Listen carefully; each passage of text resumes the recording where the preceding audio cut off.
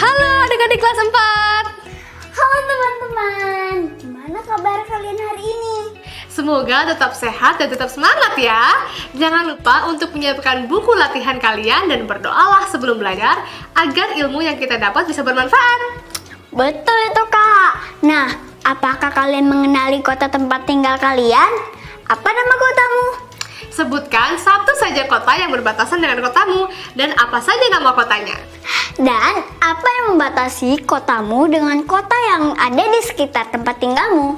Apakah gapura, jembatan, gunung, atau sungai? Jangan lupa untuk menuliskan jawaban kalian di buku latihan ya. Selamat pagi siswa dan siswi kelas 4 yang Ibu cintai. Bagaimana kabar kalian hari ini anak-anak manis? Pagi ini Ibu akan membacakan sebuah cerita tentang tenggang rasa kepada teman satu kelas kalian. Selamat menyaksikan. Nino dan teman-teman sekelasnya suka membaca. Lila, ketua kelas, mengusulkan, Bagaimana kalau kita membuat pojok baca? Jika masing-masing anak mengumpulkan satu buku, akan ada 30 buku di pojok baca.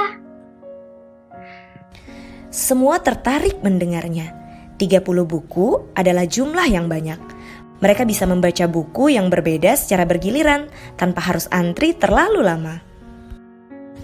Masalahnya, Nino tak punya satupun buku cerita di rumah. Dia pun mengatakan dengan jujur kepada teman-temannya. Lila dan teman-temannya mengerti. Kamu boleh membawa bukumu kapan saja, Nino. Keesokan harinya, mereka mulai membuat pojok baca di kelas. Buria, guru kelas 4, ikut membantu. Mereka masing-masing membawa satu buku untuk ditaruh di sana. Buria bahkan ikut menyumbangkan beberapa buku cerita. Mulai hari ini, Nino pun menyisihkan uang sakunya agar dapat membeli buku. Setelah 1 bulan menabung, uang Nino cukup untuk membeli satu buku cerita. Dengan bangga, dia membawa buku itu ke pojok baca kelas mereka. Namun, siang itu Buria membawa berita. Di Palu, Sulawesi Tengah, baru saja terjadi gempa. Anak-anak seumur mereka kehilangan sekolah, tempat tinggal, bahkan orang tua. Kami bisa membantu apa, Bu Guru? Mereka membutuhkan buku bacaan. Lila, Nino, dan teman-temannya saling berpandangan. Mereka sudah membaca semua buku di pojok baca, kecuali buku milik Nino. Mereka memutuskan untuk memberikan buku-buku itu untuk anak-anak di Palu. Kalau boleh, aku juga akan memberikan bukuku. Teman-temannya setuju. Saat ini anak-anak di Palu lebih membutuhkan buku-buku itu dibanding mereka. Pojok baca mereka bisa diisi buku lagi lain waktu. Dan cerita ini pun selesai. Bagaimana anak-anak? Apakah kalian suka dengan cerita ini? Jika kalian tadi menyimak cerita ibu, kalian masih ingat tidak bagaimana Lila dan teman-teman menunjukkan tenggang rasa kepada Nino? Ya, Lila dan teman-temannya memperbolehkan membawa buku kapan saja. Mereka pun menyampaikan dengan ramah, sehingga tidak membuat siapapun tersinggung. Itu sikap yang menunjukkan tenggang rasa. Adik-adik harus mencontoh sikap Lila dan teman-temannya ya. Nah, kini saatnya kalian mengeluarkan buku latihan kalian ya. Catatlah pertanyaan dari ibu untuk dijawab nanti. Yuk kita mulai. Pertanyaan pertama. Lila anak perempuan dan dia menjadi ketua kelas. Sikap tidak membedakan anak laki-laki dan perempuan termasuk dalam pengamalan sila keberapa? Berikutnya, sikap manakah yang menunjukkan bahwa Nino dan teman-temannya gemar beramal? Pernahkah kamu mengamalkan sikap saling mencintai sesama manusia? Apa yang kamu lakukan? Dan yang terakhir, jika kamu baru saja membeli buku dengan uang tabunganmu, maukah kamu melakukan hal serupa dengan Nino? Sebutkan alasannya. Jawab dengan teliti ya anak-anak. Jangan lupa untuk menunjukkan jawabanmu kepada ayah, bunda, atau wali kelas kalian untuk diperiksa. Selamat mengerjakan anak-anak. Sampai jumpa lagi di cerita-cerita berikutnya. Tetap jaga kesehatan ya, dan selalu bahagia. Halo adik-adik, bagaimana dengan cerita barusan? Seru sekali bukan? Nah, sekarang coba adik-adik perhatikan gambar di bawah ini ya. Kalian pasti sudah tahu bahwa dasar negara Indonesia adalah Pancasila. Selain itu, Indonesia juga punya lambang negara, yaitu burung Garuda. Di tengah burung Garuda terdapat lambang kelima sila yang mempunyai arti masing-masing. Nah, tugas kalian adalah gambarlah simbol sila Pancasila sesuai dengan gambar tersebut. Dan sebutkan juga kelima sila dalam Pancasila. Kerjakan di buku latihanmu ya. Jangan lupa untuk mewarnai gambarmu dengan teliti. Selamat mengerjakan!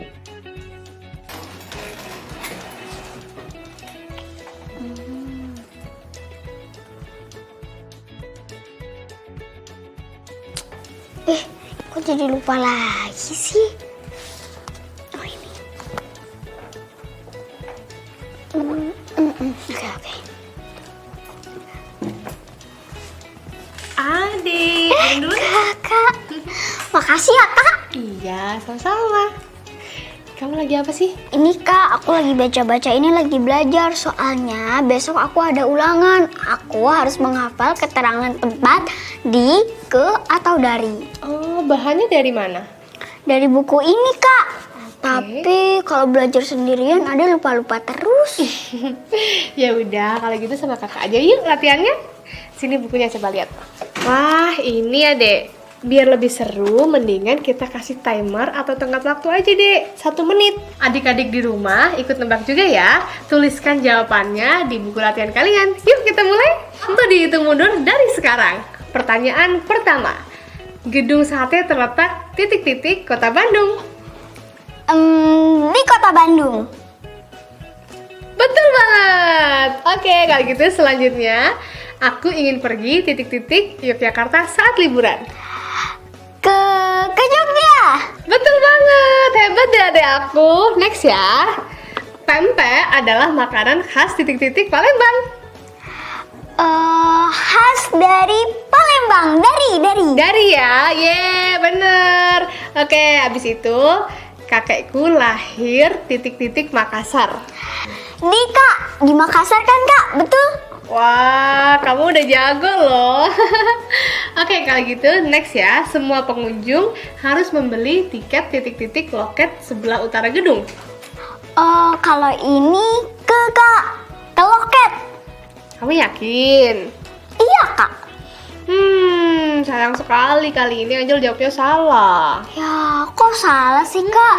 Terus jawaban yang benar apa? Soalnya jawaban yang benarnya itu adalah di loket sebelah utara. Oh gitu. Iya. Lanjut ya, pertanyaan terakhir. Rumah Rinda ada titik-titik dekat rumah Titi. Oke kak, jawabannya adalah di. Yes, tepat sekali. 100 buat kamu. Nah, pas sekali waktu alarmnya habis. Yeay, selamat ya dek. Jawaban kamu banyak yang benar loh. Terima kasih ya kak. Oh ya kak, untuk kata disambung di, kalau nggak salah ada yang disambung ya. Kok kali ini kita belajar yang dipisah sih kak? Bedanya dengan yang disambung apa ya kak?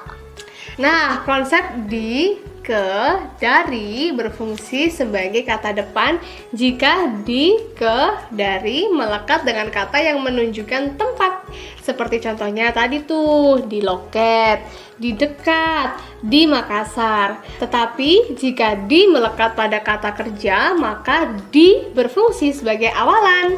Oh begitu kak.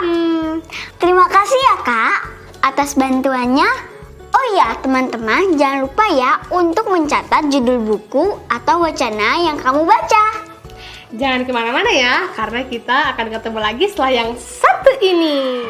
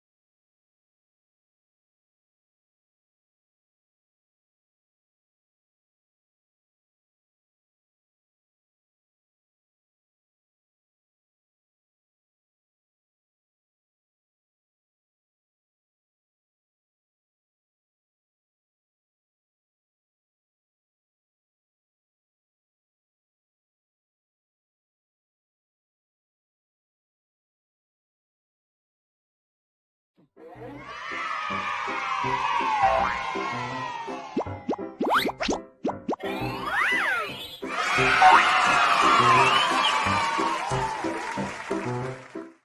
adik-adik, apakah kalian semua sudah siap? Sekarang kita akan mulai berhitung. Siap Kak. Teman-teman di rumah juga udah siap kan? Baik, kalau gitu perhatikan gambar bangun ini ya. Adik tahu Kak, kita akan kembali menghitung banyaknya kotak kecil yang dapat dimuat dalam bangun ini kan Kak? Benar banget, kalian bisa menggunakan alat bantu penggaris. Silahkan disiapkan dulu.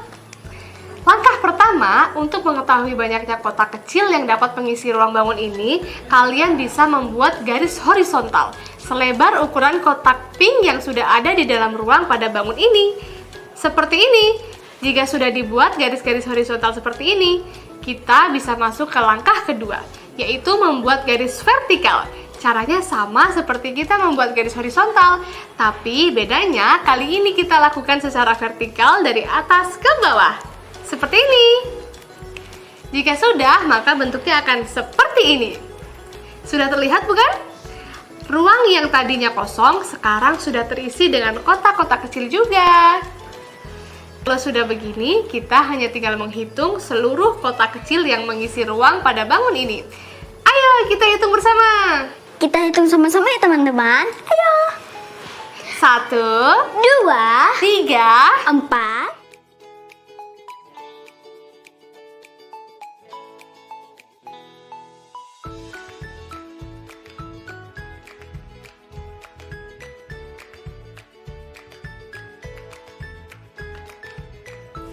dan terakhir, berapa adik? 40. Yeay! Kita udah selesai menghitungnya nih teman-teman. Jadi banyaknya kotak kecil yang dapat mengisi ruang pada bangun persegi panjang ini adalah 40 buah. Nah, sekarang giliran adik-adik yang ada di rumah. Ayo berhitung, ajak anggota keluarga kalian. Ini dia gambarnya. Kira-kira berapa ya jumlah kotak kecil yang dapat dimuat pada ruang bangun ini? Silakan dihitung ya teman-teman. Selamat berhitung, semangat semuanya. Hai adik-adik kelas 4, tahukah kalian selain ribuan pulau, Indonesia juga memiliki ribuan danau loh. Wow, luar biasa ya Kak, kekayaan alam Indonesia. Nah, apakah di daerahmu terdapat danau? Beritahu kita dong.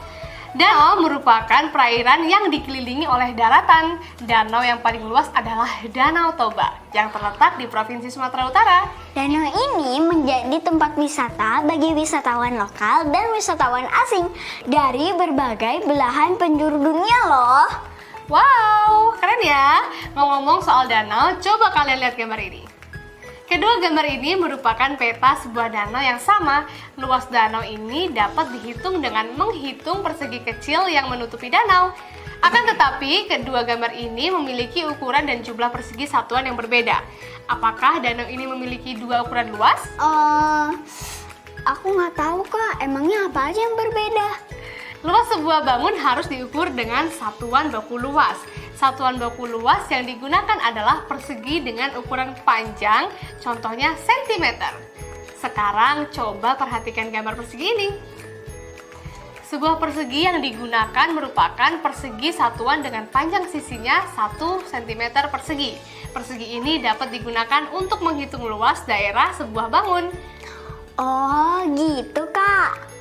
Untuk ukuran yang lebih besar dapat menggunakan persegi satuan meter dalam kurung meter persegi atau kilometer dalam kurung kilometer persegi. Jika kita menggambar peta, ukuran yang biasa digunakan adalah sentimeter. Apakah kalian mengerti sampai di sini? Iya Kak, udah jelas. Oke, kalau gitu tolong diingat ya adik-adik kelas 4.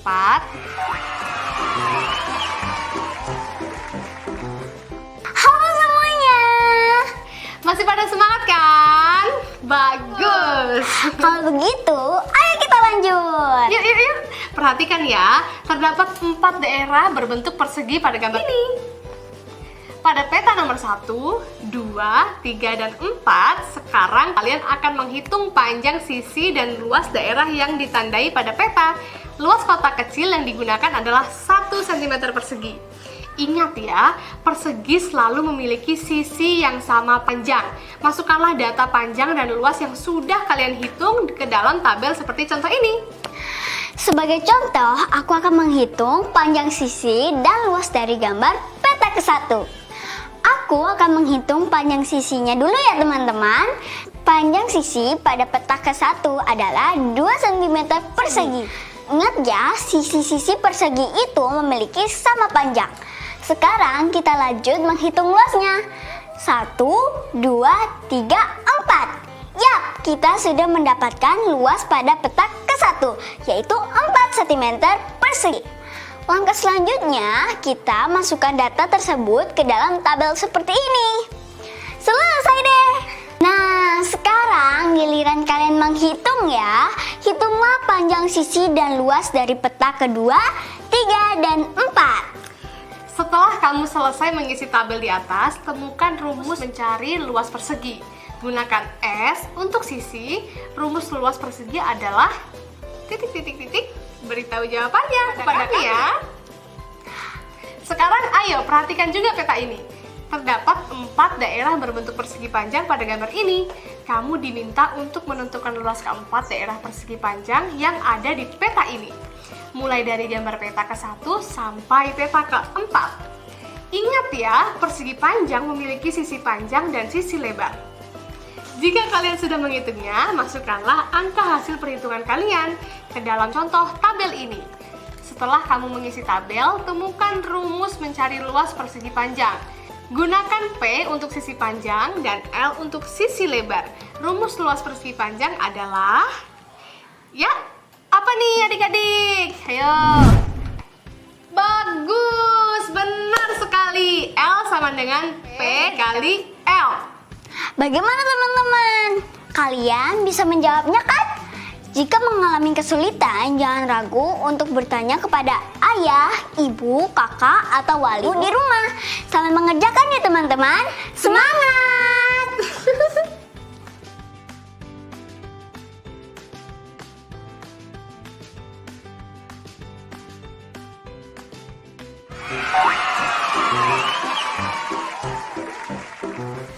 Hai adik-adik kelas 4, perhatikan gambar ini ya.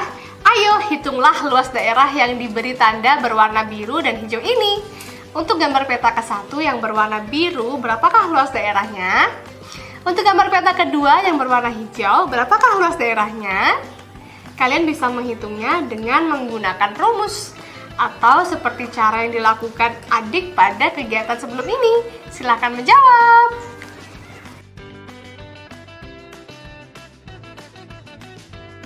Bagaimana? Sudah dijawab? Berapa jawaban kalian? Ya, mintalah orang tua atau walimu di rumah untuk mengeceknya ya. Nah, teman-teman, selanjutnya dapatkah kamu menggambar daerah berbentuk persegi dengan luas 49 cm persegi? Bisa? Bagus banget! Kalau gitu, lanjutkan dengan menggambar daerah persegi panjang dengan luas 50 cm persegi. Selama mengerjakan ya teman-teman, aku yakin kalian pasti bisa mengerjakannya dengan sempurna. Semangat!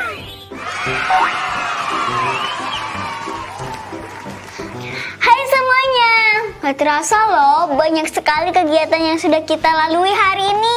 Bener banget ya Dek, apa aja nih yang sudah kita kerjakan hari ini? Tadi kita semua sudah sama-sama menghitung banyaknya kotak kecil yang dapat dimuat untuk mengisi ruang kosong dalam sebuah bangun. Terus ada apa lagi? Kita juga menyebutkan kembali rumus untuk luas persegi dan persegi panjang. Cuman itu aja? Enggak dong. Oh iya, kita juga menentukan panjang sisi dan luas dari sebuah gambar peta berbentuk persegi dan persegi panjang. Wow, luar biasa ya, banyak banget. Ada lagi nggak sih kira-kira? Ada dong. Aku dan teman-teman di rumah juga menggambar daerah berbentuk persegi dengan luas 49 cm persegi dan menggambar daerah berbentuk persegi panjang dengan luas 50 cm persegi. Wih, ada aku hebat banget sih. Setelah itu kira-kira ada apa lagi? Setelah itu Oh ya, kita di awal-awal membaca tentang tenggang rasa terhadap sesama teman, kemudian menggambar dan mewarnai lambang Pancasila, menyebutkan isi Pancasila, dan juga berlatih melengkapi kalimat dengan menggunakan kata sambung tempat, di, ke, dan dari. Wow, luar biasa loh. Kamu masih ingat semuanya ya? Ya dong. Kita semua sudah melakukan banyak hal hari ini. Silahkan dipelajarin kembali ya.